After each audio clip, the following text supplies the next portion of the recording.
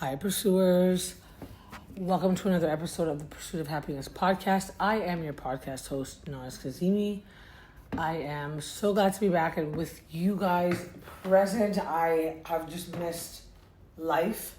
And the exciting news is I now have my podcast equipment here. I was just saying how much more complicated we make things because now with the equipment it takes me 1,500 times longer to set up and check the volume and make sure everything's hooked. But before I just went for it. But yeah, let's get into it. So I just want to again wish everyone a very happy New Year and obviously encompassing that a great holidays. I really wanted to jump on and theoretically in my head I was thinking I'm going to come and make sure that I say goodbye to everyone and have a great holidays and kind of, give this really nice speech to everyone. But, I just keep ADHDing every day and some things just don't happen. But in my brain, it seems like a wonderful, it plays out beautifully, It was tough these past few weeks and over time, I want to get into it a little bit more. I know we have to do a recap now and I'm so behind. I haven't even watched any of the new episodes as they came because I just want to make sure that, sorry, I have to be so careful doing that because the mic literally picks up everything. I just have struggled so much and I don't know how, sometimes I just sit there and I'm like, just allow it to be that way. I don't always have to have an explanation for it, why I'm feeling that way.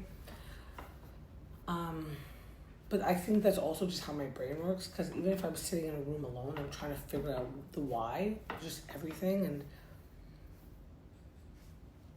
it doesn't cause me harm. It's harmless, knowledge to know, but it does put me in a spiral for quite some time. I go down these extensive rabbit holes, and I'm already not that I'm bad with time management, but in the sense that because I'm so I'm doing entrepreneur and I work from home and I have my own business and my schedule is how I make it. But I'm just saying, if you look at it from a bigger picture, there's so much more time that could be saved and utilized somewhere else. But I don't know that if it's part of it, as there's times that I get worse with my mental illness and that seems to also worsen where I fixate on something so much more. For example, oh God, this is so funny. And okay, I have a AirTag. So I have the 4 Apple AirTags and I have it's called a Tuvos tag, right? It's pretty much the same, but it's not Apple.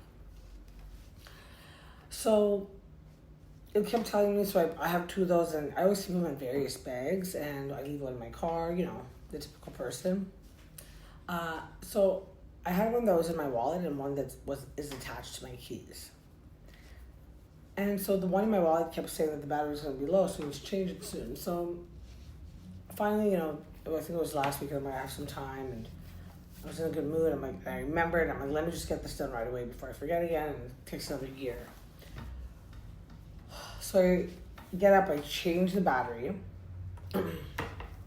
and I realized that there's only one of them. I'm like, wait a minute. Did I even change the right one's battery? But I guess not, because when I had reset the one that I had changed, the other one's battery was so low that with the factory reset to link them back to my Apple ID, that one just completely fell off. It didn't even have power to come back on. So at least I could reconnect it to my items on, my Find My stuff. And then, I've just been in a spiral. I've been looking everywhere because I'm also I'm not a hoarder in the sense my house is a mess, but do I spend money on shopping? Absolutely. So my things are important to me. And I don't like to lose them. They hold value, I value my things. I know sometimes it comes down to when you spend money on all these items, will you value it in the end? I value it so much that I spent 3 days turning my little 500 square foot place that I have just temporarily to try to find it. But I'm also not that crazy. I know there's a bigger meaning behind why I kept looking for it. It's because I feel so it's the easiest thing that could have been done. I'm disappointing myself. I've let myself down, you know? I really pride myself in, like, sometimes I take forever putting my bags together, and part of it is, again, say it's ADHD, say it's just how Nas is. Like, I will make sure, especially when I know, like, I'm in a state where there's a lot of people around, and it's just a conversation after conversation. I'm not really paying attention to what I'm doing. I take a moment to stop, and then I watch where I'm putting my keys in my purse, and where I'm putting this little piece of paper that I'm going to need when we're leaving this banquet, and just, I try to remember, because if I'm not paying attention and having a conversation, then I just put it in my purse.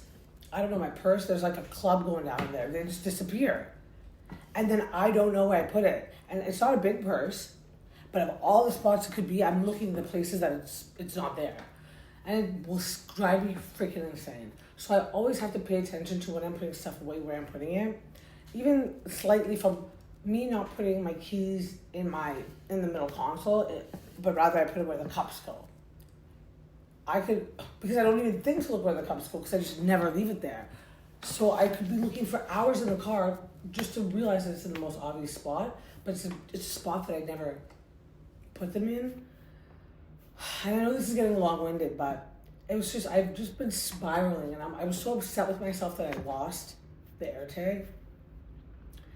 I pretty much looked everywhere, and I just want to remember, like, where was it? Like, I would have heard it. Like, I have a lipstick that falls out and I hear it, and a little pencil that's like down to the nub, and I'm just so angry that I lost it. So it's been a long time since I've lost something, by the sense of, like, me being careless or just a mistake on my part. And again, I can go purchase another one, it's not a big deal, but it's just, I always like to know when and where it happens, so for next time I'm even more extra prepared, you know? So that's you can call it the odd ADHD part of it coming out, but it was just nuts. So yeah, I lost that, and I don't even go out, you know, like so it's garbage. I keep having hope that someone in the house, but just because the battery's there, I can't really pinpoint it, but I'm not going to spend any more time looking for it, because then that goes into my next thing. I made a resolution for myself that I'm not going to spend. Okay, if I'm trying to do something and I'm looking for, let's say, a part. Let's say you're putting, very vague example, but you're putting together a puzzle, and you're missing a couple pieces. So you're looking for the pieces, but you can't find them. They're not in your pile. It could be mixed up with some other puzzles. If I can't find those two puzzle pieces within 10-15 minutes, and I can catch myself realizing that I'm just fixated on that, I need to stop it right there. It's also very easy for me to completely walk away from things, but that's the thing. Like, the ADHD brain says, like, it's all or nothing. So either I'm in it 100%, I'm finding those extra pieces, or I just stop right there and just walk right away. And then by the time I come back to it to put it away, I've lost the desire to really complete it. But there's not, like, in between. There's no, like, okay, let me push it in the corner and make sure, and let me put the pile of pieces here so I go, no. Because now I just shut it off completely from my brain, you know? So, I mean, lots of realizations. I'm always on the quest to sort of figure myself out. And so back to how I got into this topic anyways. But sometimes it's okay to not always have the answers. And theoretically speaking, of course, like, we're never going to have the answer to everything, but if you try to tell me, my brain, Nas, Kazimi, look, it's okay if you don't have the answer, I'm going to fight you on it. I'll fight my inner monologue on it, okay? I'll fight the ghost that's still in front of me over it, okay? Like, it's just, but why? See? And then I start the whys, and I could just ask you why until the end of eternity, So, yeah, a lot of things I realized. It was kind of crazy. My family came to visit from Vancouver. I don't really want to, I'll chat with you guys about it, but I don't want to take up too much of the time talking about it. I will have a personal episode come out. But I'm just glad to be back in a routine, because regardless if I have moved around, or I was in Canada, or I was working corporate, when it gets to December, things slow down and you don't see people as much, or you do, but it's just more of group settings because all these parties going on and just events. And for someone like myself, like, I love the routine, and Now, I'm not saying I'm perfect and I always follow a routine. I'm not saying I'm like I follow it all the time, but I just like to know that it's there and that can be done if I need it. Or if not, like, it'll be there tomorrow. But during Christmas, like, if I don't make it to the gym today, I don't know if the gym is going to be open tomorrow or even whatnot, or you know what I mean? Like, hours change and there's a different crowd because people are out of school, or it's just, and I like what I see every day, and what makes the energy good for when I'm there, and I want to always replicate that, but that in itself doesn't always work out so well, like, because that's me trying to control the situation. If I'm trying to make it be every day the same thing, I guess it's just, again, a lot of self-realization. I guess it's just me preserving that part of it that makes me happy when I'm there. So it's that pursuit. And then another part of me just says, I said, why do you have to get so deep over everything? Just like, even I was chatting with this other bodybuilder. She's a girl, and we were chatting about Breaking Bad, and I just got into it with her about Bryan Cranston's character. I mean, he's such a good guy. Like, if I had a husband that was, resorted to this to make money for his family, of course I was going to rip his ear off, but not in public, just us, and then we find a way to navigate something like this together, I wouldn't be like how his wife was in the show and just snitch on him and not support him, like. And then I got into this deep, long-winded conversation with her. I'm like, Naz, why can you just not answer or just give your 2 cents without it being so deep? Like, I'm digging all the way into the brain and the heart to figure it out, But you know what? This is just who I am, and I like that I can think deep, and I love that emotional intelligence that it comes with. I love that I can just look across the room and pick up on someone's, not necessarily energy, but how they're feeling. Because I've avoided so many conversations that had nothing to do with me, but because I would just go in at the wrong place, wrong time type deal. I might have just been like sucked into those. And also not having to put myself in a situation that I would feel like I sold myself out later, But yeah, it's getting back to routine. It's just now that it's the last couple of days, I'm like, really, like, this year has come and gone so fast. So don't ask, guys. Don't ask about the brain. Will not tell. But I obviously love the holidays. My family came to visit is what I was getting at. My brother and my mom. And it was, of course, quite interesting. We realized that we all live separate. My mom lives alone. My dad lives alone. They live close to each other, but alone. And me and my daughter live together. My brother also lives alone back home. So imagine us all together. My dad, unfortunately, couldn't come because he is in a wheelchair, so we're going to plan out a later date for him to come. Where we can accommodate him a little bit more efficiently, obviously, right?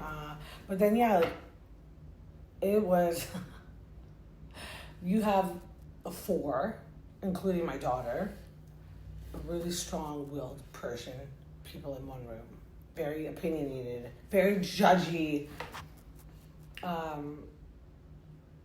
judgy in whatever certain areas. I don't mean to say like just come off with all judgmental. Obviously, everyone's a bit judgmental, but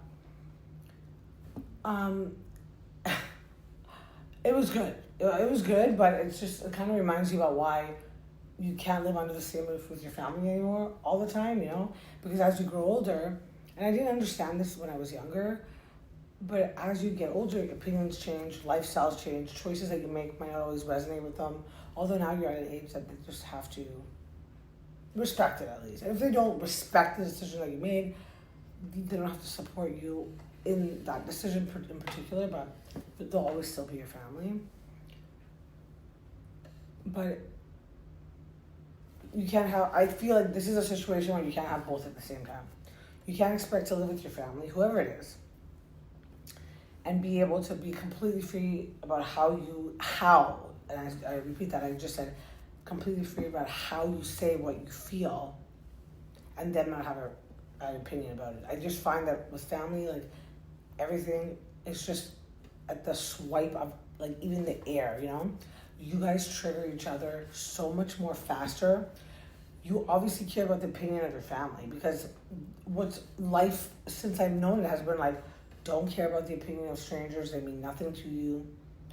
But there's opinions that we do care about. Yeah, and actually people are right, the general public is right. It's usually never somebody that I don't really know that well. I don't care. Who are you? And as much as you want to say that you don't care about what your family thinks about you, there's a little, like, why are we so triggered? Why do we just snap? You know, like, and then like making it even more deep, like, they know you so well, so maybe it's just their safe space for you to snap, and while you're there, you know. But then, like, is that appropriate? Like, is that safe for you now that you're the one that always has to like take it like a punching bag because so and so doesn't want to go expose that to the world, you know? But I think there's only so much of a beating that a human being can take, whether it's your family or not. And now I can see why there's such big rifts in families and they never end up talking again. Obviously, I would never want that with mine. My only friends are my family. But I think that's why it hurts extra more. It's because it's your family. I think the day that I say that I don't give a shit what my family thinks is the day that like I have no good relationship with them and I'm not talking to them at all. And you always are gonna, you trust their opinion. But think about it, your mom comes from a place of being a mother. She's not your friend. Because I think about it now, how I give my daughter advice, especially for situations that are not always ideal. I'm always coming from a place of I'm a mother, like I'm protecting her. So I have to just realize that that's where my mom comes from as well. Even though sometimes I don't feel that, you know. It's really hard for me to explain my relationship with her. I love her to death, but I feel like when she was raising me, like I'm the oldest and I have a brother that's 5 years younger, she was just on survival. Like, she didn't really explain much to me. She didn't explain why things were good or bad, or what sex was, or kissing was when you like nothing was explained to me. I had to learn it from the streets, you know, like. So in turn with my own daughter, I make sure that I tell her everything, that she hears it from my mouth first, and that she's comfortable to come ask questions should she have further questions. And I make sure, like, there's some things that she's asked that are being completely over the top and inappropriate, but not that I don't want to answer it to her. It's just a concept she's still doing. Wait till she's like, you know, a little bit older, and I don't mind explaining anything when it comes to, like, especially the sex stuff, because I feel like as raising a woman, I don't want her to feel it's nothing to be uncomfortable about. So if I'm not making it uncomfortable for her, it won't be uncomfortable for her in front of other people. And I actually got into a fight with my family about this because there was an incident that happened. It just won't get into it. It's petty. But my daughter, she was bouncing a basketball and ended up on the street. And my uncle and my mom had kind of like startled her, but they screamed at her because there was cars coming. And initial, like, our reflex, we don't even think about it. It's just a reflex. You immediately try to go catch the ball. Okay? So your brain is not even looking, let me look down the street and see if there's a car coming. You just want to go grab it. And like that one step that you take to go grab it could be the second that the car is so close to you that it takes you out. You know? But again, it's just reflex. If something gets out of your hands, you quickly go grab it, you know? So they kind of startled her, and then it just became it became so much bigger. Lots of feelings were around it. But then my mom, so after when my daughter was crying and my brother got the ball from her from across the street after all the cars had gone by, she was like, go talk to your uncle, because obviously she was visibly upset. And my brother just wanted to kind of explain to her the situation so that if she's crying, it's because she just has feelings around it, but not because someone's done something wrong to her and she thinks that it's a malicious thing, right? But this is where it got me, and I hope you guys can agree with me. And me and my mom ended up having a conversation about this. My daughter kept saying, no, I don't want to go right now. And my mom was like, no, go. And not in a mean way. She's like, go talk to uncle. And then so my daughter just went. And I got so mad at my mom. I'm like, the next time she says no, you have to respect it. You are her family. If she doesn't feel safe saying no, or she's like, my no means nothing, to my family. So why would this big stranger that wants to take me into the back of his van, why would it mean anything to him? She wouldn't even put up a good fight. At least like scream, no, fire. But I really want her to know that her no is respected. But it can't be a half-ass, like, okay, she said no, but like, let's just go do it anyways. No. Right? But in turn, when I say no, and she's trying to get it, I just stare at her. I'm like, I said no, and she knows exactly what's up. Because it's that important, And then as we grow older, and I don't want to speak for all women here, but there have been situations where we say no, and for men, I'm just speaking from my point of view as a woman. There are situations where we say no, and apparently no means yes. Why do we not leave? Because it's scary. It's freaking scary. It's like, you don't know what's going to happen, Part of you is like, where am I? What is he going to think? Is he going to come back and grab me? Is he going to go tell people that, like, we were in this situation and make a way? You just don't know. I mean, don't get me wrong. Whoever's doing this to you is not on the side of trying to make you feel comfortable in that situation. Like, they could just tell by your body language, but they don't care. They don't even care that you just said no. And it's not like, as a girl growing up, saying no is really going to change as well in that situation. But it can make you much more confident in those situations, and then you're going to think twice before getting into them. You're gonna see red flags a lot faster. I think when you learn boundaries and you learn how to say no for whatever, I don't want ketchup. No, I don't want to go there. No, I don't want to be goalie. No, maybe we have to compromise sometimes. But I just really want us to respect our girls when they say no, and then it's not even saying that that's the end of the discussion. Okay, no, right now she's upset. Let's revisit this later, and then I can get out of her why. And it's just the way that I see it. So I myself had pretty strong feelings around that. And I know, of course, it's not like she was a bad situation. My mom just kind of wanted my uncle to make her feel better because, she's a grandma. But for me, I was like, at first it starts with you respecting what she had said. And so I get so deep into it. Like, it's just a freaking ball that ran across the street, right? And I made this into this whole, like, we're teaching women, this is the way my brain works. Welcome to the Pursuit of Happiness podcast, folks, okay? Anyways, that was just a little tidbit of my Christmas holidays, okay? My brother and my mom are gone now. We've spoken. Now we're, like, talking every day. Fighting like cats and dogs when they're here. FaceTiming every day. Our relationship's great. Anyways, let's get into the episodes that I missed last week because I really need to start watching them again. I'm like so behind. And I get so overwhelmed when I think I have to watch like 8 shows in one night. Like when it's just like, when you do it just casually, it's fun. Like, oh, what are we going to watch tonight? I have to watch all these for like, it's just, I freeze. There's like fight or freeze. I freeze. I just stare at the screen for like 18 hours. I could watch 10 shows by now, but I'm still watching the empty screen because I'm so overwhelmed with having to see it. Okay. So we're going to start with Southern Charm, okay? It's Southern Charm season 11, obviously episode 5. Molly starts out with, she's gardening her Lululemon. I love when I see Lululemon. Part of it is because, I'm originally from Vancouver, and Lululemon is a Vancouver-born brand. Woo! We have head offices there. If you guys ever see my wardrobe, it is all Lululemon. I became broke shopping at Lululemon. I had the discount because I was in the fitness industry. I took advantage, and I mean it's not a huge discount, but better than nothing. Grateful. It's 25%.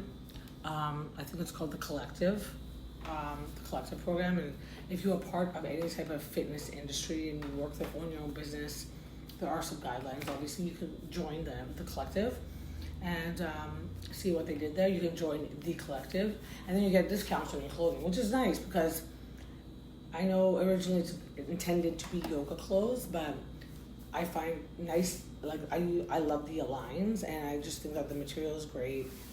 It's light, and I don't always feel like I look the best in them, especially when I have big fat days, but you can still get into them comfortably, like you can still breathe, so I love them. So when I see anyone wearing Lulu and they're not from Canada, I'm just like, yes, like I just love it. Anyways, Patricia definitely has a maximalist house. This is gonna be me, but in my own fashion and design. I just cannot have. Oh my god, you guys! I'm just telling you, like I spent all my stuff is in storage that I had ordered from Amazon. I haven't bought it yet. I'm definitely not a minimalist. Like, how boring! I tried it. I tried being it. It didn't really work so well. Really, all I did was clear off my table, and I just found the messes that were on my table to go somewhere else. So I relocated the clutter. I didn't really get rid of it, but I can't do it. I want lots of things in my house. I think my issue is I just don't want it to look like it's messy. Like I have everything just stored on a table. So moving forward, should I buy a house in the future, I'm going to make sure that there's storage space that you can put things in it and it doesn't appear, it just blends kind of in, like it looks like furniture, but really you open up the cabinet, it's the things that you would normally store on the table, or for example, my kitchen counters get messy quick because I have like every type of slow cooker and air fryer, and but it just looks busy, and it's not stuff that you hoard, it's actually stuff that you use, but there's just no storage that I can put it in. So I realized who I am, but I'm exactly like Patricia. Like, there will always be space on my wall for a brand new painting, for a brand new little thing, and that's just who we are, and I like it. Randy, her butler, tried so hard to make her drink. I just feel so bad for the butler. Like, they're about the same age, and he's sitting there being like, how come she's not making me a drink? Like, seriously, but anyways, he's there because he wants to be. Yes, we know that. And I love that since I've seen Patricia on the show, she's always had a butler. Are they maids? Are they, like, what's the difference between them? I think butlers just, they make your food. They don't clean. Like, they serve you, correct? And correct me if I'm wrong, I have no idea. I should actually Google it, but I remember I watched Richie Rich with Macaulay Culkin, and he had a butler. But his butler, like, helped get his friends back, like a problem solver, like a litigator, you know what I mean? So I'm not too sure if it encompasses that. That was a Hollywood movie. So Madison comes over to visit Patricia. Madison grills Patricia about fills in, sorry, I'm reading my notes, guys. Fills in Patricia about the Charlie Salley love triangle. And then about the fight with Austen, which Patricia did say was quite innocuous. We have another Schwartz here. I literally opened up my phone. I have to Google it. They both conclude that Austen's he's in pain. Oh, sorry. Oh my god. Okay. Craig got into a fight with Austen, so I'm referencing Austen. That it was an innocuous fight between Austen and Craig, and that they both conclude that Craig's in pain, and he's been drinking again until 4 a.m., being with multiple girls, things that he thought that we had thought that we would never see again from him because he was a page, but now the page is out of the picture, he's back to being his old self. His old self has emerged, this is what I've been saying on all these episodes still. But yeah, I think that as you get older and you see these type of issues, there's a wisdom that comes with the way that people act and what it could represent for them. It's not the end all be all, but typically when someone changes those type of lifestyle habits, which are bad, detrimental to them, they can change that when they're with somebody that brings out the best in them. And when that person is gone, for some reason, I'm not too sure why, every person is different. For some reason, they go back to those bad habits that they themselves know is detrimental. There's pain there. It's something that they're hiding. And again, not consciously, subconsciously, it's just an avoidant type behavior. And I believe Craig has said that he doesn't know how to meet people, especially women, when he's not drinking. For example, in his mind, and I don't think he's ever brought this to the show, but imagine Sally and Charlie in his hot tub and there's no alcohol. So what are they talking about? For me, that's a dream come true. It's like now I can get deep into these guys' minds. They won't smell like alcohol. We can have if we want to drive to grab something to eat, that's 24 hours, we could. I find that the alcohol, staying up late, there's only one type of conversation that's had. And it revolves around, it's almost like the same conversation you have when you're in a strip club, you know? It just always revolves around sex, and you're never gonna get, how is your mortgage this month? Yeah, we're in the talks up at 4 a.m., drunk. It's never gonna be that. You're never gonna have two girls and one guy in a hot tub if there wasn't alcohol involved. That's just kind of awkward and kind of weird, you know? So these things all lead to what we know happens next. And again, in Craig's mind, he doesn't have the swag that he needs to pull this off without the alcohol. So in that sense, I understand. Do I think it's right? Absolutely not. Do I think that the way that he's treating people is like shit? Absolutely. And like he should be looking. We can all see it. He's the only one that doesn't see it. It's just and it's so fascinating to me. The people that are in the most destructive behaviors, they cannot see it. You know, like how much more longer until you're able to make some self-evaluation here and realize that, you know, you might be the problem. So then Craig is throwing a party. He must have gotten some ideas from Summer House because it looks like a Summer House party, but it's called Southern Charm. And his assistant Jack that he's had from the beginning is honestly the cutest guy. He's always so sincere, and he's always positive, you know, looking at the positive.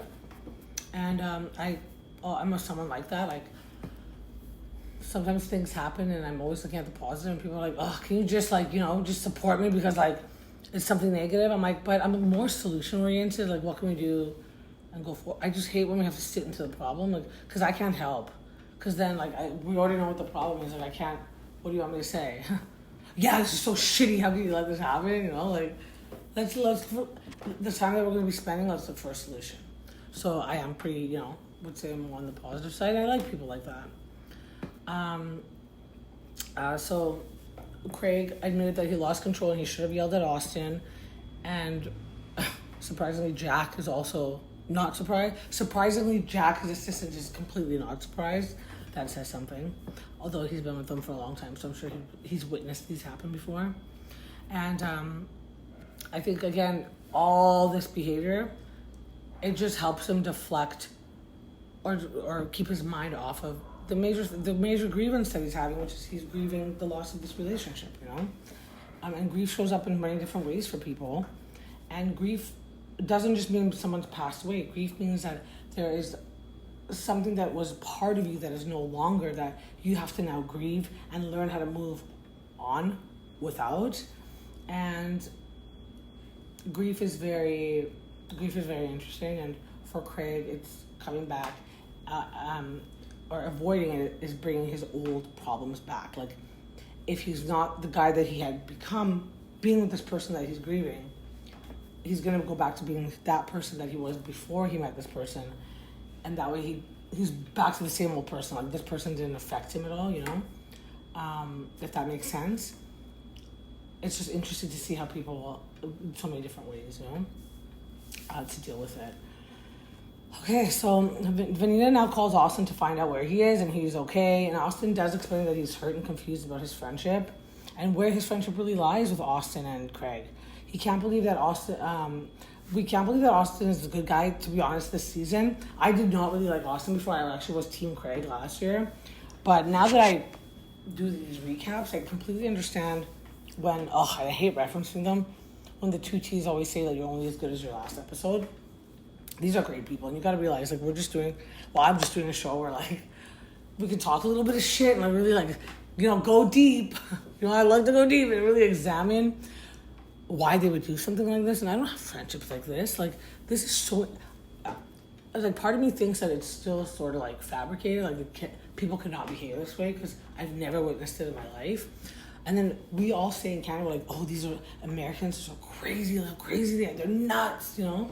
They have so much more freedom and they can do so much more. And I'm just so kind of jealous, like, that I don't have this kind of crazy lifestyle. But Austen's really the good guy this season. It doesn't matter what people think that has happened between him and other women. Every situation that has been on the show thus far that we have been presented with and we've been able to witness, I think Austen has been the bigger person in all of it. And that is kind of interesting, you know? I don't even know how to explain it. I think maybe he's just come to his senses. Again, people can be shitty boyfriends and shitty partners to the opposite sex, but they can still be good friends in a group. They can still have good advice. But they just, when it comes to just one-on-one with the opposite sex, I don't know, for whatever reason, it just doesn't work for them, you know? And that's really what I witnessed here. Like, I've seen that when Austen is with someone, it's like, it doesn't bring out the bad in him, but it's almost like he's attempting to sabotage it. But when he's with, and same with Shep, okay? But then when they're with their friends, they're actually great friends, you know? You never really complain about them in a group. Although Shep, Austen, and Craig are really crazy together. But anyways, moving right along. Venita agrees that Shep is displaying a true friendship characteristic by taking accountability and Craig keeps deflecting and telling Austen that he's the one that needs to change and that he's the one that pissed him off. That's why he acted that way. That's right away the biggest red flag. Okay? I just think that there's always two things that happen when there's a big blow up. There's someone that's triggered you, and there's how you react to that trigger. Of course, you have to evaluate how people are. If you have an instigator, always not a good person to be around. That's a red flag as well. A friendship red flag, you know? Why would someone want to push you to that level? Like, what's the joy of you coming out like that, and now everyone thinks that you're crazy? Is it just for that person to be like, see, this is how they really are. See, they're crazy. Okay, not a good friend. Okay, if you think it's so bad that you want to display it to the world, bye. Like, go find other friends, you know? Go find other friends or even that have bigger displays of fighting when you guys fight, because, you know, sometimes you're just safe enough to get into it with one person, and now that person wants to expose that side of you to the world. It's like, why though? Like, there's so many other things that could be exposed to the world, and you want to show how I fight? Yeah, it's just freaking weird, okay? But when it comes to Shep, like, literally was like, you're right. Like, I am so sorry. Doesn't say, well, you know, like, you shouldn't have said that to Craig so that he would have said that, you know? Nothing. He stuck to the topic at hand, and he took accountability. He's like, I'm so sorry, I should have not done that. But then the bigger picture here is, and I'm going to talk about this whole rumor that's gone around, is that someone had told, I guess, Shep that, and I think we've talked about this last episode, someone had told Shep that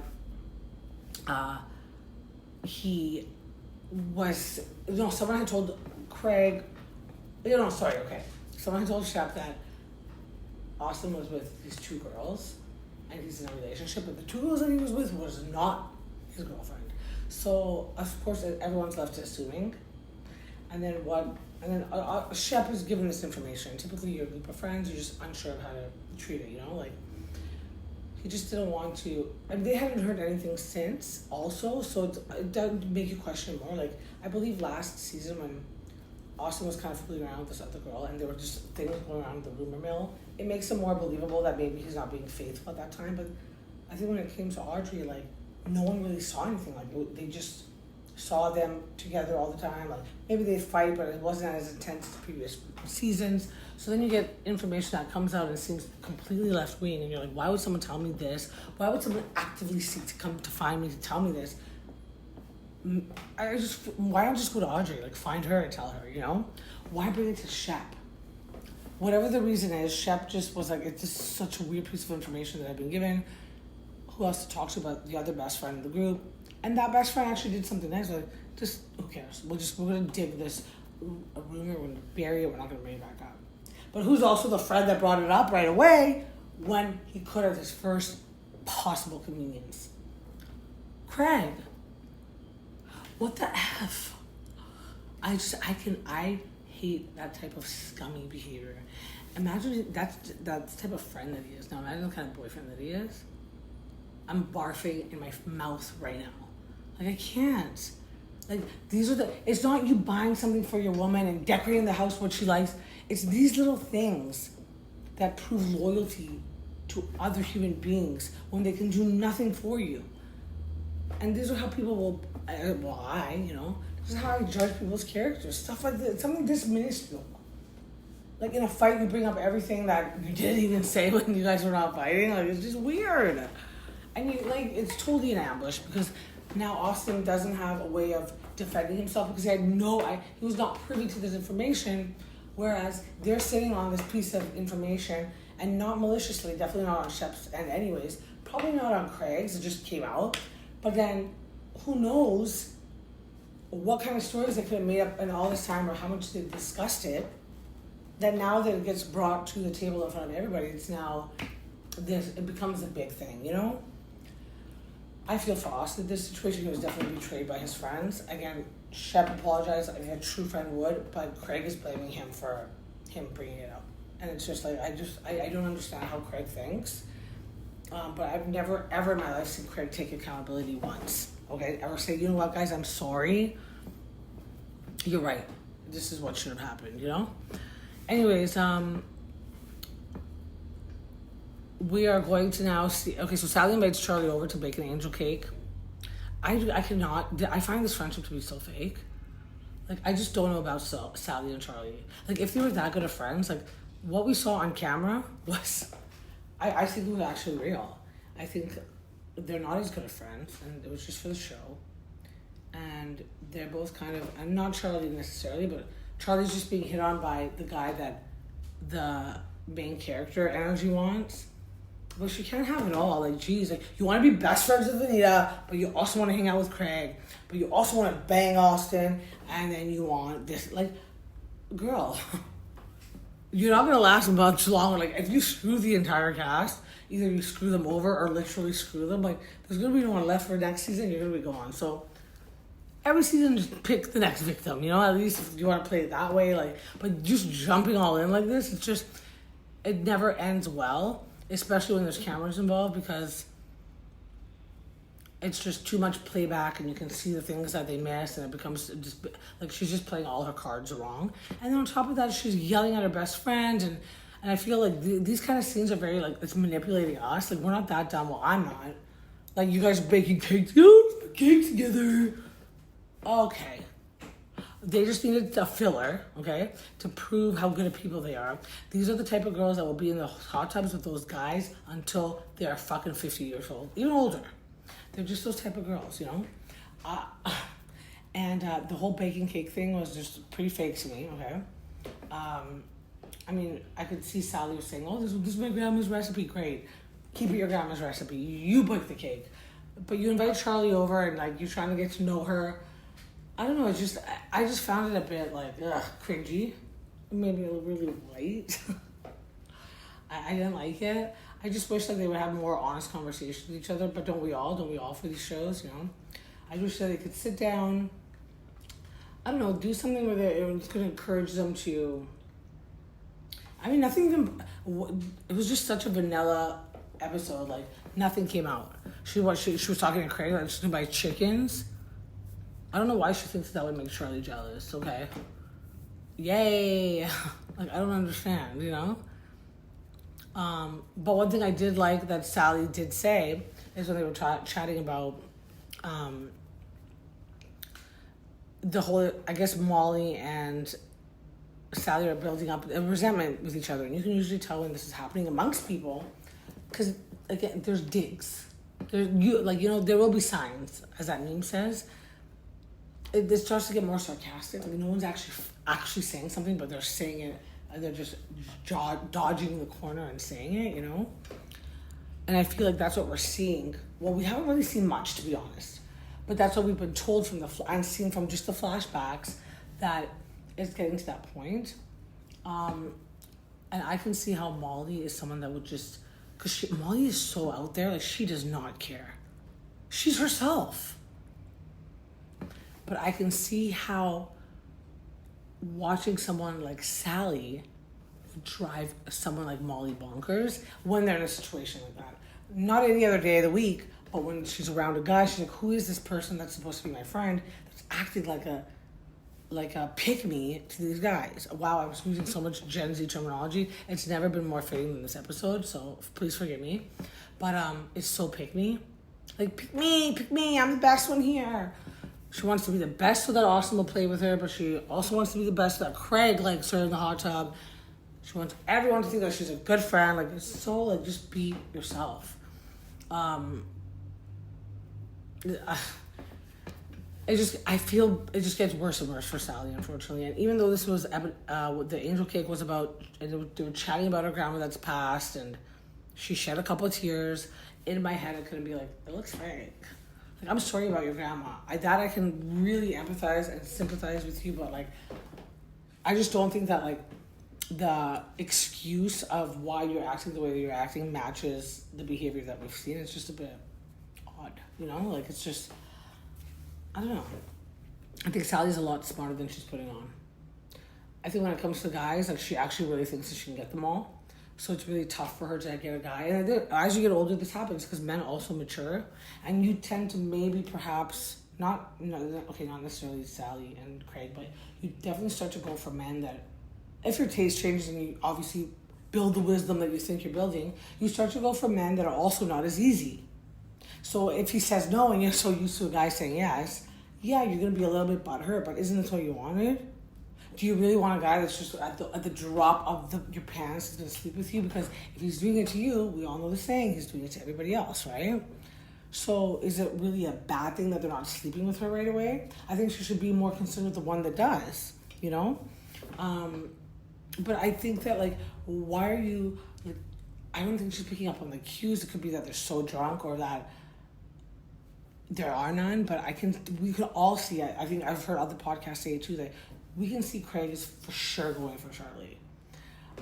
And Charlie in front of Craig, and Salley has to pretend that she's more towards the side of Salley because she doesn't want to hurt Sally's feelings, and she's aware that Craig is more into her. And then when Salley brings it up, yeah, Craig came and helped me. We're going to buy chickens to the backyard. And Charlie can't help but throw up a little bit in her mouth because she knows this is not the Craig that I talked to. And I've said this last episode of The Pursuit of Happiness.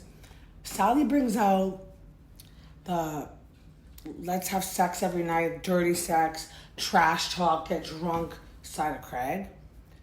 But Charlie will bring out the side of Craig that Paige did, because you can just tell that when he's with her, he is looking at her, you know. But it's just so weird when they're all together because it's like everyone's trying to be like, I don't care about her, like tough guy, you know. And then she overhears them saying that, maybe jumping ahead, like, oh yeah, she just does everything we ask. She's a nice person. She's already going to the kitchen. She's gonna bring it for you, okay? If anything, like, she's way out of your league, Craig, okay? And try a little bit harder. Like, you should have got her snacks if you really want to get with her. Like, seriously. Men are so, like, why does Craig think that she loves him so much? Like, what does he have? Pillows? I don't know about you guys. The amount of confidence that Craig has this season, and I applaud him, okay? Because I just gained a few pounds over Christmas, and I did not leave my house for like 10 days, okay? I need some of this confidence. Please tell me how to get it, because that's what I'm missing out of my life. That I think that I'm behaving absolutely correctly and I can just walk all over people and talk shit about them and they're still going to want to be with me. Gross. I hate men like that. I hate men that, like, pretend to your face that, and then the minute you walk away, yeah, she'll do everything for me. Like you know, like the guy with his leg over the couch chair with his dongs hanging out, holding a beer. Gross. Craig's behavior when he behaves that way is giving that kind of guy. It's just so gross. So anyways, they get, I just want to leave it on this note. I know I'm just babbling on. Wow, I really could dug back and made sure. I'm also looking through my notes because I watched these episodes prior to the holidays or prior to Christmas break starting. So, and they were actually pretty good, decent notes. They did talk about how they're from a small town. And if they're expected to not ever date someone that their friend has dated, they would never date. I just want to say that I would be the person that would never date, and I would leave that town. I could not handle meeting someone that I know has in the past slept with my best friend or someone in my group. The world is small, but it does not need to be that small. You have a choice at that point, okay? These fucking incest incestuous friend groups, I can never understand. I'm Persian.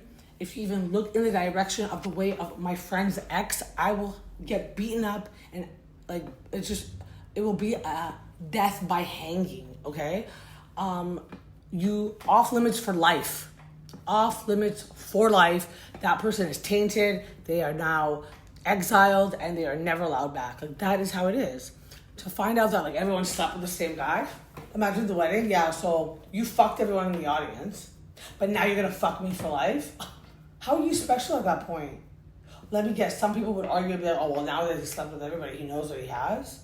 No, that's just all that's left. You know, like, you don't want to be the leftover. Like, I cannot understand the rationing behind stuff like that. And I have met many women throughout my life that she's now married to the guy that was her ex or her best friend's ex. And they're totally okay with it.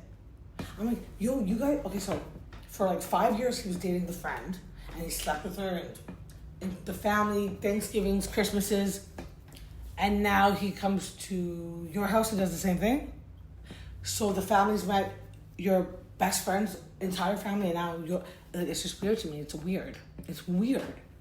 I can't. For me, it's weird, and I don't think he'll ever be okay. I, again, admire people that see how passionate and weirded out I just got by it. So I definitely admire people that can just look by it like it's just sex. Okay. All right. So if he catches a cold, do I call my best friend because she dated him for 5 years? Like, hey, you know, like it's weird. There should be boundaries, and I know that you can't control what people have done in the past, but I think you can control what happens moving forward, and off limits and off bounds, I think. Although I just want to throw this out there, there are times when you do see people like your exes after like 10, 20 years and there's no more feelings left and you don't care what they do, but it should be within the group. And I'm from a bigger city, and it's 6 degrees of separation, and I'm gone. So, you know, I'm throwing that out there. Now, it's the day of Craig's Stars and Stripes party, and I'm assuming this is because it's going to be Independence Day. Shep is the first to arrive, and obviously he tells him, I don't think Austen's going to be coming in. Craig is like acting so surprised by that. This guy is oblivious.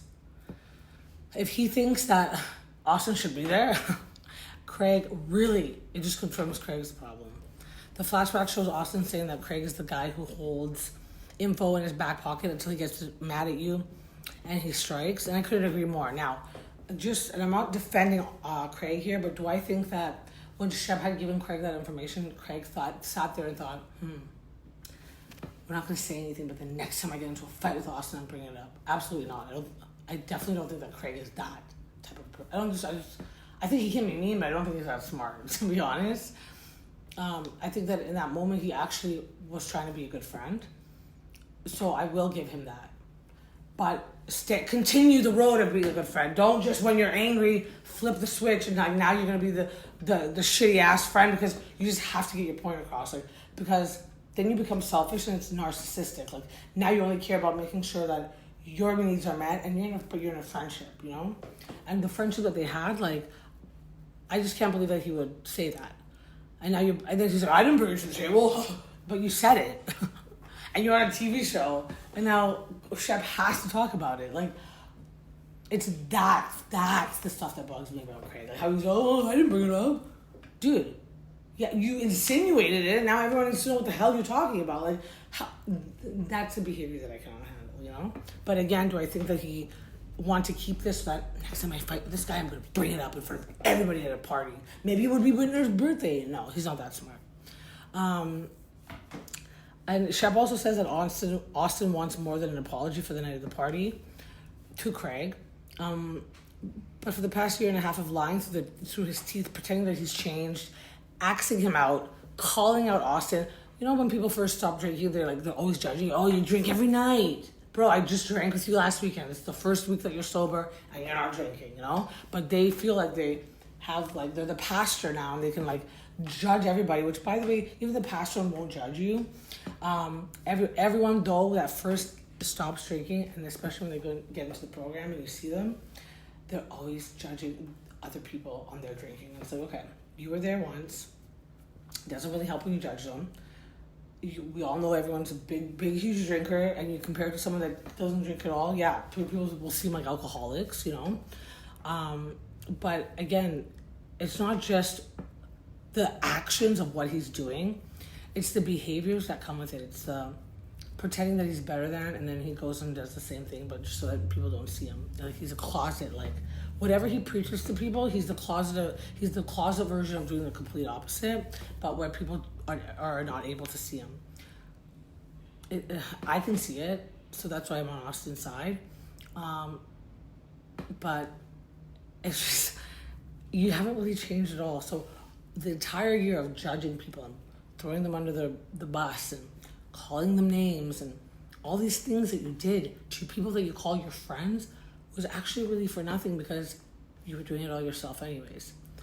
But now I can see how people can say that it was a deflection, because, hey, people are worried about Venita being a bitch, Austen drinking.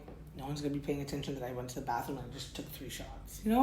It's a deflection. He doesn't have to talk about his issues. Craig wants this year to be single Tinder Craig.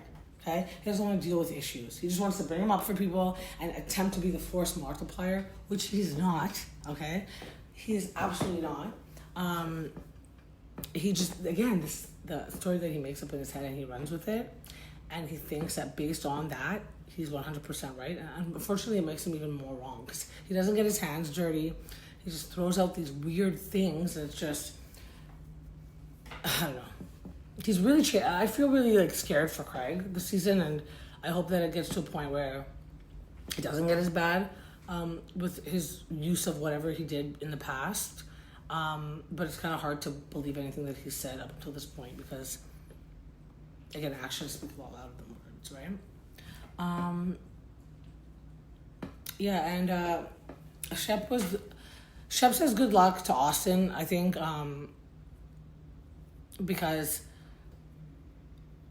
to dealing with Austen, because I think that this time around, Craig feels like his approach is going to be, well, I'm just not going to give a fuck as much. He'll come around. But I think that comes from a place of knowing that he's actually more at fault than he would like to take accountability for. So it gives him an excuse to keep Austen away from him a little bit longer until he finds a way to approach this really delicate, thing. And I think for Craig, it's really hard for him to open up feelings-wise, especially to guys. But this is where, getting vulnerable with your friend would be, great. And yeah, of course it's going to be on camera, because everything was brought up on camera. Don't forget, Craig, you're on a TV show. That's the only reason that you're important right now, so we all want to see it, But Shep also agrees that Craig is incapable of remorse. And, don't we all? We can all see it, Craig invites Venita, and it's wonderful that for that day, he wasn't no, forget it, I'm actually not coming. This really puts it into perspective. We've seen on Housewives people that hate each other, they will not invite each other to things. I think that Craig was upset. I don't think Craig was as upset as what he says. I think he makes a really good word salad to try to, tell people, things, because it's really hard for him to show what he's doing, because he doesn't really do anything good, but he just uses a lot of these words to make people believe it. But then when it came down to it, he invited her. Because, you know what? He's not going to lose a paycheck over Venita. See, guys, I'm telling you, it's not that big of a deal. It's everybody else around him that makes it a big deal, And Venita was actually herself as well. She didn't want to miss a paycheck. She showed up, she brought sweets, says hi, She's like, we're not talking about it today. And I loved how production didn't make a big deal out of it. None of the friend group did. This is how it should be. But Housewives show, so are you guys okay? You guys going to discuss it? And then boom, it becomes this big thing at exactly the place that they didn't want it to be, It's great that people can put their differences aside for something like this. Allow the difference to be put aside, and then we can tackle it the next episode, So finally they did something right when it, came to their little dynamic that they're having. Molly tells Venita that Salley has been chatting about Molly's vajayjay.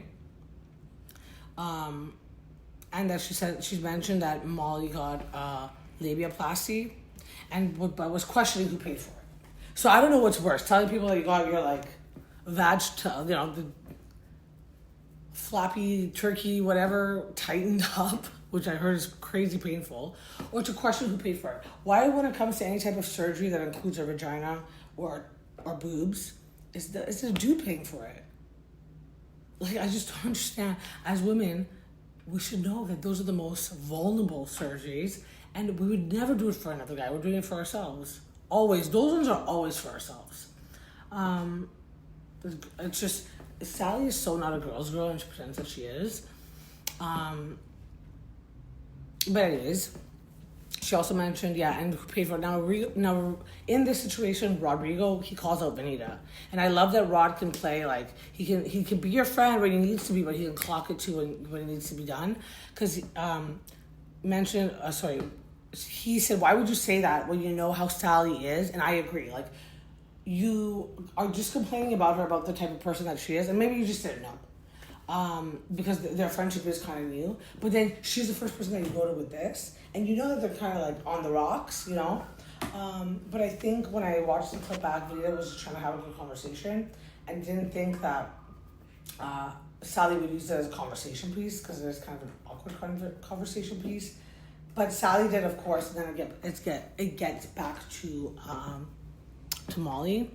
Now, I do love Venita, but she knows that she did something wrong. But I love how she said, you know what, you're right. She didn't even argue. But I did, blah, blah. No, I said it, yes. And I'm sorry, and I don't want this to happen again, you know? And see how quick Molly was like, you know, I accepted her apology. I know it wasn't meant intentionally, but moving forward, like, I will just have to be a little bit more aware of this, because now it's like one strike, you know what I mean? And one strike with some pretty, like, do people have to still go around and be like, you can't tell anybody this? Like, can we not just speak in peace and just have our conversations be safe? This is the thing about watching this type of shows that really irks me, and these are where I find, like, is this actually real life? Like, if I had to go around to every person that I just finished having a conversation with, like, hey, what we talked about, can we not talk about it, like, to anybody else? That's so exhausting. And that doesn't seem like I would feel safe in any of these situations, so why am I talking to them in the first place? But I feel like you walk into a conversation with two things in mind. One, that if it's repeated, you're going to be okay with that, or you should be okay with that. Like, or two, that it's a safe space and that person's not going to repeat it. But let's just sit here and be like, when in our freaking lives have we had a conversation with somebody that's never been repeated? Especially the juicier the story. It's human nature. It's human nature. So I've just learned that I just don't tell the juicy stuff at all. So my life is really boring. And then all of a sudden it comes out one day, because now it's 10 years later. And people are like, how come you didn't tell me when it happened? Yeah, because you have a big mouth. No one knew about it. 10 years later, I'm finally telling the story. Had I mentioned it then, I'm pretty sure someone would have found out. No, but again, they're filming a show. I'm so too teased today. I'm like, this is all production. This is all production pushed. Anyways, Molly knows that Venita didn't do it intentionally, so she'll let it slide. And now Salley and Molly have a moment together alone, and again, they apologize, what the flashback showed, because that party, that the whole incident happened where they dressed up for Whitner's birthday, and the whole thing happened between Austen and Craig. They seem to have a good conversation. They hugged it out. They seem to have good communication. But what I find interesting, that it gets brought up again, and I have the old feelings return. So if that's the case, then obviously it wasn't settled. It was just kind of talked about and done, you know. But it was brought to Sally's attention that Venita is still feeling a certain kind of way about her hanging out with Craig. And Salley goes to chat with Venita, and Venita is honest in saying that it's hard to have a friendship with somebody like her when she's friends with Craig, okay? I agree with this. Sometimes when you know that someone has done something bad and they have kind of a bad character, you question your friends that would go hang out with someone that has that character flaw, because you're like, you would think that your friends would be like, damn, like, he does that to his friends. I wouldn't want to hang out with somebody like that. You just want them to have your back that way. You definitely don't want them to be like, I'm in a hard time with him. He's such a good guy. Yeah, he's a good guy to you, but he treats me like shit, you know? But then this really changes for me, and I have to agree with Salley. I didn't agree with how Salley, like, approached it, though. It was just kind of bitchy, and, like, Craig was right there. But when Venita was leaving, she said bye to everybody. She's not going to go say bye to the guy that invited her when they typically don't have a relationship right now. So she did say bye to Craig, kept it very, cordial. And then you have Salley, like dumb white trash Salley, be like, oh, so you can give him a kiss on the cheek, but you won't even come and you won't, but I'm not allowed to hang out with him. Like Salley, like, oh my god. So you have just missed the entire point of everything that Venita has said. Although I do agree. If you really want to get to it, Venita was just being nice. She was being fake. Okay? And do we want to be fake? No, but she was just being nice because she was invited. Craig, what is she going to jump in the water and hug him? No, like, and she doesn't want Craig's wet hands around her. So the best thing that you could do is just kiss on the cheek. There wasn't even a kiss, just your cheeks touched, you know? But freaking Salley has to make it so much more. But I can't even hang out with him and you can kiss him on the cheek. Oh my god, like I just... Okay, so your friend Venita is no longer going to be your friend because you just did that. Like, you literally just did that in front of the guy that she's not getting along with. Like, Sally is so... You know, great. People go, she's honest. She brings it to the table. She doesn't hide her feelings. But, like, that's the things that will... Like, it's a accumulation of things that Venita has said that questions Sally's friendship with her. That's it, right there. But I think if we were to bring this up to Salley, she's so not smart. She wouldn't see it that way. Sally's the type of girl that you tell her one thing and she sticks to that. Oh, so because of that I can't... It's like, it's your behavior towards a man that can treat a woman like this. And let's just go back to what we're even talking about here. When Craig was breaking up with Paige, there was just a lot of talk in the press. And Craig did seem visually upset. I think that's always like that. There's one person that's always more upset than the others. But typically what I've seen, I mean, there have been incidents where the more upset one will act more crazier, but typically what I've seen, the one that's more upset typically stays quiet because they know that once they start talking, they're going to be doing a lot of talking. It's natural. You're upset, you're venting. So it just seemed like Craig was popping into the press a little bit more. And all she said in an interview was like, I just wish that he wouldn't talk about it so much because it's just going to be talked about more. But if he really wants to, like, just move on, don't, especially in the press, like, go call BetterHelp and get, like, a counselor, you know? Like, there's a confidentiality agreement. Like, they won't go tell the press, you know? Because then it stays there. It won't be like tomorrow on the news when you wake up and you try to get over Paige. Oh, Craig says that Craig Conover misses Paige and can't stop talking about her. Like, you know, it's just, you guys are in the public eye. There's just some things that you have to, you know, this is why you probably get PR. Like, you want to live this free life, but you also want your life to be out there. Like, it's not your life anymore. People are allowed to talk about it now. You've given everyone a platform to have an opinion on your life. And the more you talk about it, if you're really sincere about getting over it, it's not going to happen because every day you're going to wake up with a new headline that's just going to remind you of it, you know? Unless that's the attention that you want, and if it is, then you shouldn't be mad at Venita because all she was doing was looking out for you. But then it becomes now they're fighting with each other through the news. Like, they're not actually having a conversation with each other. Like, now Craig hears about what Venita said, and he's like, well, you know what? Me and her are over. And it's like, what? Like, does she even know what's happening? Like, and then one could argue, well, Venita should ask Craig to have that conversation with Craig first too, you know? Yes, absolutely. All I'm saying is, like, now it's just getting worse and worse. But I think after Craig had said that about Venita, which I think was on Watch What Happens Live, Venita stopped talking about Craig at all. Not because she was scared, but she's like, this is just going to go back and forth. She just completely stopped. Craig kept going to the press and talking. This is why I have Venita's side on this, you know?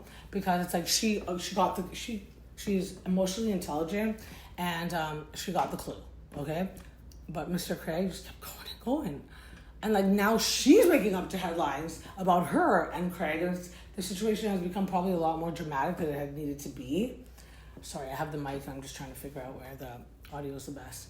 But like, and that's hurtful because that was your friend. That wasn't someone that just broke up with you. And I thought that she was saying something nice. I didn't take it as anything bad when I heard her say that. But then it escalated and escalated. Craig's literally now fighting with only himself in these interviews that he's having. But it's like, because it's gaining traction, he's kind of like, yeah, and you know, she needs to keep her mouth shut. How come Salley didn't turn around to Craig and be like, oh, so you can talk shit about Venita in the press, but now you invite her to your house. You can say, I don't want to be your friend, I don't want to hang out with her, I don't want to be on the same room, but you invite her to your party. How come she doesn't have that same energy to Craig? It's always the girl's fault. Now it's Venita's fault. Like, those are the things that I don't like. It's not just the Salley thing. It's just that I look at it like that. Like that's just how I look at it. You know, like, I'm not saying Venita can do no wrong. Like, I thought that it was shitty what she said about Molly. Especially, I could see that she made it a conversation piece between her and Salley, just something to chat about because they just had this weird moment. But that was the wrong thing to do. But when it comes to this, like, it's clearly like, it's such a Craig having an ego thing, and a Salley really not being Venita's friend, but wants Venita to bless her going and hang out with Craig. It's such a weird kind of like thing, you know? Anyways, the conversation that was between Craig and Madison towards the end of this, I loved. I love how vulnerable Craig was. That's the Craig that I love. That's the Craig that we need more on the show, okay? He says that he wishes that he did have Austen because he thinks Austen... okay, sorry, I'm saying that's the conversation that I wish he would have with Austen because that's what Austen needs to hear to understand that Craig is not really this changed guy. He's the same old guy. He's just in a lot of pain, you know? But guys are so weird. Like, they don't fight like how girls fight. It's a lot less dramatic, but they're much more resentful. Like, girls can kind of like get over it and move on when they do. But then guys are just like, it's a lot more like holding it in, and it becomes this big thing that it shouldn't. And then now they completely hate each other, and it was the smallest thing in the first place, you know? And you know, it's always, and for guys, it's always surrounding how people view them, I find, you know? Guys really care about how people view them. Girls, not so much. You would think that girls are the one that care how much people think about them, or not how much they think about them. That's the wrong way to put it. What people think about them, it's not that way at all. If girls really cared, I mean, they're obviously looks-wise, like aesthetic, like, you want to be, because being well-dressed and well-groomed, people will respect you a little bit more. That's everybody, you know? You should be respecting everybody the same, but when someone looks like they take care of themselves, they go to the gym and they woke up extra early to make sure that they look good, not like a hooker, but just good, like, to make sure, because I'm sure it starts from them feeling good, you know? There's a part of it that when you are treated well and you feel like you look good, you act good for the world. You know what I'm saying? So for girls, it's a little bit different. But for guys, oh my God, like, it's just, it's so hard for them to be vulnerable with each other when I'm sure, like, the quickness that they get over things, like, just imagine if they were also vulnerable with each other, like, there would be so much more understanding, you know? I was listening to another podcast of the mom was saying, guys don't talk to each other about, how do you feel about that? You know, did that piss you off? Like, you know, they asked the guys the question, the guy just, yeah, I guess, I don't know, like, you know, what was so, like, what's the dress code? I don't know, you know, like, but as girls, like, they'll ask, hey, what's the dress code? It's like girls are so much more detail oriented, and, but a lot more dramatic. Guys, not dramatic, but, like, they don't even know how many, like, what you studied in school. Like, your best friend won't know what you graduated for. Like, it's just, they don't have conversations like that. Like, it's just so weird. They will not get vulnerable with each other. And again, blanket statement, I'm sure there's friendships out there where they know every little detail, but girls will ask, what'd you guys do? Where'd you go? How much? You know, like, it's just, we want the juicy tea. It's just fun to know, you know? Craig needs to hear, Austen needs to hear Craig say that he's not trying to drink to be fun. Like, this is not him being like, woo, let's have a good time. It's just literally like him, it's calming the nerves and just him having the balls to say something. And I think the important pieces, which I didn't hear, it's just to keep his mind off a page. Call it alcoholism, whatever. I know sometimes I was like, this person's an alcoholic. That's for that person to decide. I just know that typically when you need it to mask certain things or to become something else, this could be the wrong reasons that you're using alcohol or whatever your drug of choice is, food, gambling, exercise, drugs, you know? If you need to loosen up, or I can talk on it, or I just want to have a good time, like, I don't know, like, I just find it, and now I'm going to have another bunch of emails with him, then what's the right thing to do? I don't know, but I just find that those are all excuses to do it, you know? So maybe it just shouldn't be anything that you rely on to loosen up. Like, go get a massage to loosen up. Like, why is it always drugs and alcohol, you know? And this is the perfect example. The guy doesn't even want to freaking drink, but he's not learning the proper skills because, and yes, his fault. If you're socially awkward, don't continue to drink, but society makes it like it's a social thing, you know? When I go out at night to restaurants with my friends, everyone's drinking. It's socially, everyone's eating and drinking. And sometimes I beg to, like, just be that smartass and be like, why don't we go for a hike instead? Like, you know, like, let's hang out on a Friday night and go for a hike. But that's not socially, no one hikes on a Friday night. Are you kidding? That's a Sunday morning thing. That's a summer thing. That's a day off thing. That's not you just got off of work, you're exhausted, you need to vent. No one goes for a freaking hike. You know what they do? They go to the restaurant, they go with their friends, they grab a couple drinks, and they talk shit. That's the socially acceptable thing to do. And you know, like, who are you to question the norm? You just go and you're a fish and you go with the flow. But for someone that's an addict, there comes a point in your time where it doesn't work for you anymore, and you have to start going backwards against society and what society thinks is normal. And that's what it's a huge awakening for you. And some people don't want to get there because I've heard someone, well, what am I going to do when I don't drink? I will have no friends. And even if you tell them, then those are not your friends. If they leave you because you stopped drinking, those are not your friends. People don't want to lose those people. Don't ask what the attachment to that is. I'm the worst person to talk about it. It's very easy for me to detach. I guess for other people, it's a lot harder. So here comes the clutch of whatever it is that they have. And this is Craig's clutch. But this is a conversation that Austen needs to have with Austen if he really cares about his friendship with Austen. Because right now, like, they're just focusing on the wrong things. They're very superficial things. But this is the core of why their friendship is at where it's at. Now, Salley sees Venita, again, this is the last part of it. She sees Venita kiss Craig goodbye, and she tells Venita in front of everybody. It's like she's purposely trying to call, like, she's acting angry, so it's okay for you to kiss him on the cheek and I can't hang out with him. Salley needs to direct that energy to Craig, okay? Venita says, you're too much right now, and she leaves. And I think she handled that well. You know, I think Salley doesn't realize that it's a huge step for Venita and Craig to move forward in whatever we want to call it, their friendship. And by throwing comments like that, it's going to make them shut down right away again. Like, it's going to make them defensive. Because now it was about them. It was just about them two and getting their friendship back together. But Salley had to throw herself into the mix. Now it becomes about Salley and them two. And now because they were going to remember that there was an issue, they're both going to be defensive again. I cannot with her. Like, I don't know why she just, I don't know. I could ask why until the end of dawn, but like, people never step out of their shoes and just look at it from somebody else's shoes. They're so adamant about proving their point to you that you have to always look at it from their point of view, but they are not willing to budge when it comes to the other point of view. And it usually has to do with just getting sex. You know, like, she just wants dick. So Venita needs to fucking understand. Okay, go get your dick. Like, no one's stopping you, Salley. Like, go. I think what she's not going to realize is when it's not a match made in heaven, she's going to have no one left because of her not caring about them at all, because she wants to get the dick. Sometimes becomes really important in women's lives, you guys. I don't know how it is wherever you live, but we are well, I'm not there anymore, but people will do anything to get anything, and it's like the standards have become so low.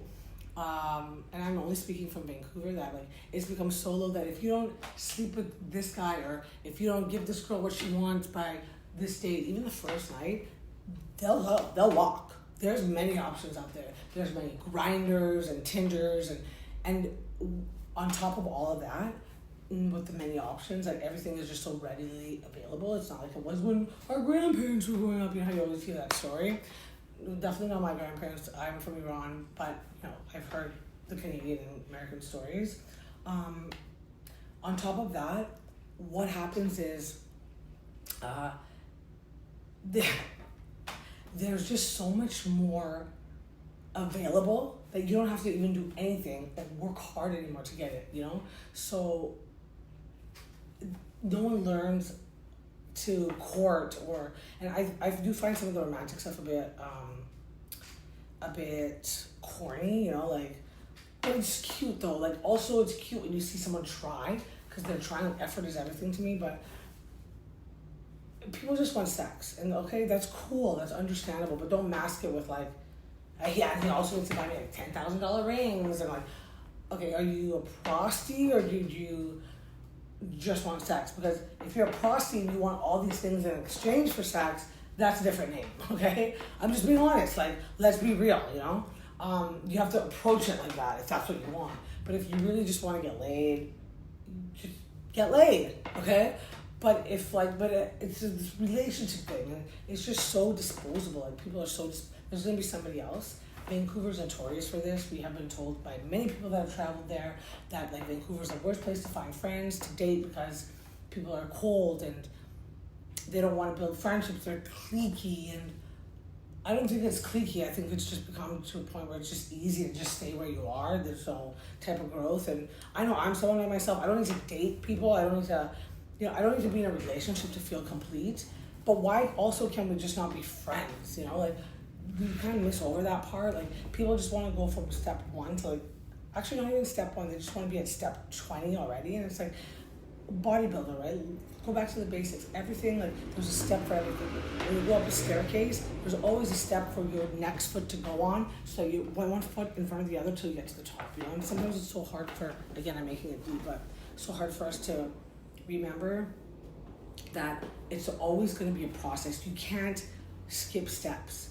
And I think that what happens in relationships, any type, you guys and anybody, I'm not saying directly you guys, like people that are listening, just in general the world, will jump into these relationships with friends, co-workers, boyfriends, girlfriends, and all of a sudden they trust the person within a month and they're telling them their deepest stuff. Okay, how do you trust this person within a month? They don't, like, it should take a lifetime for them to show you who they are, and then you slowly start opening up to them. People just jump in and they just trauma dump, which I love the trauma dumps, but you will notice I will never say anything. I just allow people to talk. I'm really good at that. But like, I will be damned if you know a damn thing about me. Like a 5-year mark, you're gonna get a little something, you know? People are just so quick to trust the other person. It's like, what have they done? What have they done to show me that they can't be trusted? Okay, great. But also, what have they done to show you that they can be trusted? Like, let people work a little bit for it, you know? And it doesn't have to be currency. It can be for just integrity and trust. Like, it's just too quick.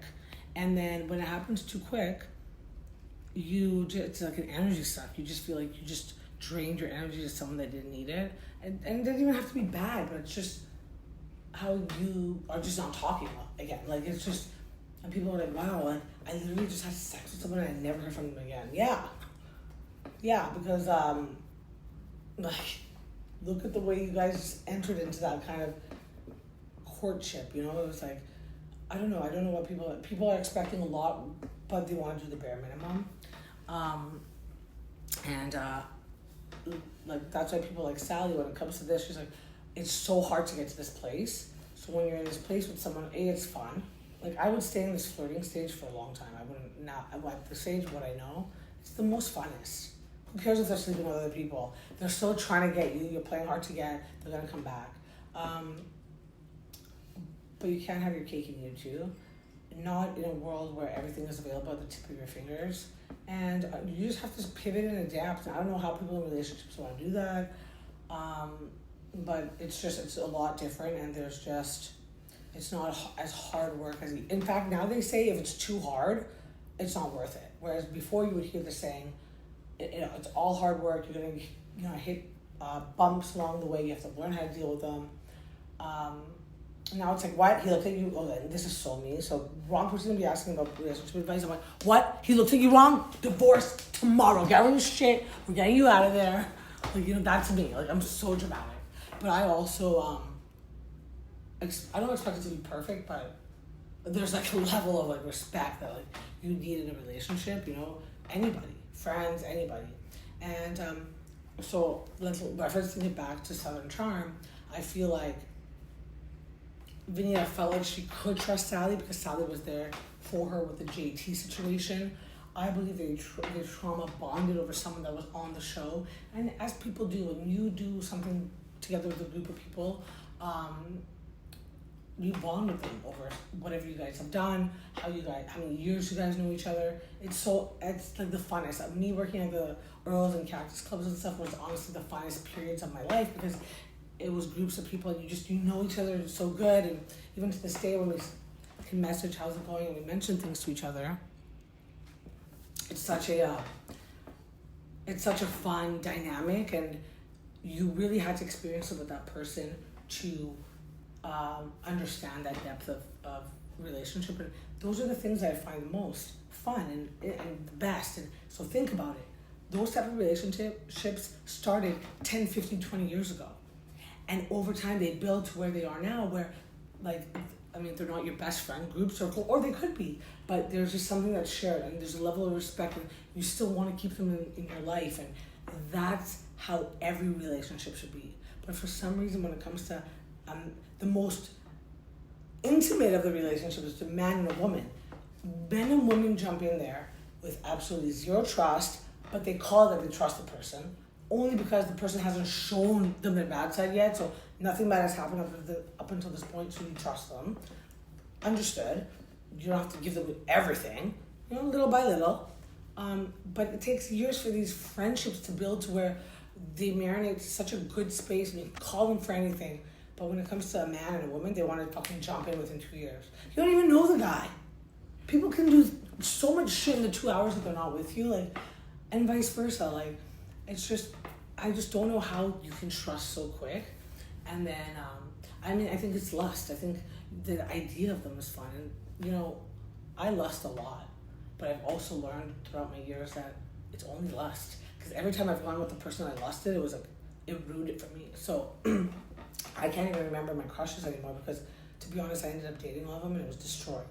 I just wish that they stayed as crushes, because when they were my crushes, they were this idea of them in my head, When I actually got to know them, I'm like, he's not at all like what I thought he was. He doesn't want to buy me shit, or he doesn't want to do this, and I thought he would be into soccer, and he only wants to play this, and he doesn't even want to do sport. You don't even know them, but you just build this idea of them in your head, and sometimes that's honestly more fun, because the relationship should take a long time to build. Any counselor will tell you this. I was that person. 2 weeks, we're besties, we know everything. We're hanging out together all the time until you fucking get sick of the person. So you're hanging out with them for 5 months straight and you never fucking see them ever again. I literally ghost. I needed my fucking space. I didn't know how to tell them. We just built this 6-month relationship where we're together all the time.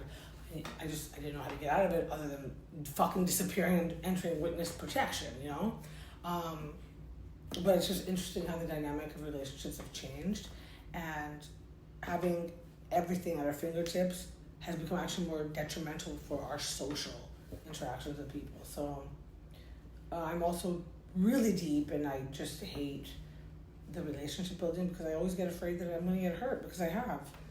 So I don't want to get hurt again. I'm good being alone, because I don't need a man, but I have good friends in my life, and I work hard for those friendships. They're a lot of work, because you have to get to know people, and I'm finally putting in that effort, but only with friends, I don't need to, I just don't need the other one right now, When I feel like I'm ready, I will, but again, they're hard work, and I can barely do the work that I have right now, which is raising a kid and what I need to get my life going. I don't have time for other work, another job, which, it requires work, and I don't think people want to put that in as well. So I could go on for this. I could go on and on about this, and I'm not even a relationship counselor, and I know it's just a show, but it's so relatable to so many other aspects. You can really break it down and see how it really relates to this day and age of dating, and how, you feel like someone's standing in your way of this perfect relationship, but was it even this perfect relationship, or is it just something that you were holding on to the idea of, and it not working out is now you're deflecting it onto other people, it's interesting. It's really interesting. Southern Charm is actually really good, although I want to kill everyone sometimes when I see them. I'm like, oh, I just want to Yeah, it's one of the better ones, and I'm so glad that it's actually doing a little bit better than Summer House, because Summer House was exhausting. Can you believe that they're all the same age? I can't believe it. And then none of the guys on Southern Charm have been married yet. And they're like, and yeah, the girls haven't either. I get, but they're like 20 years older than all the girls. Like Shep's 45, Austen's is almost 40, Craig's 35. It's just there's something in the water in Charleston, that just makes them. I don't know. It's weird, small town type stuff, right? Anyways, I'm babbling. I will leave you guys on that. I thought that I would do the other recaps with this one, but I had a long kind of intro just chatting about my Christmas holidays, so I apologize for that. I will do another episode to get caught up on the last two, which is Real Housewives of Potomac and Beverly Hills. Thank God for them. I was so sad that it wasn't aired during the holidays, although it makes sense. Like, you know, is that really what you're going to be watching? Well, I could say I would be, you know, I'd be like, we'll just wait for dinner because I need to watch this. So much fun. But I'll recap that, and then we'll continue on to regular scheduled programming. Okay, thanks, guys. And we'll see you next time on The Pursuit of Happiness.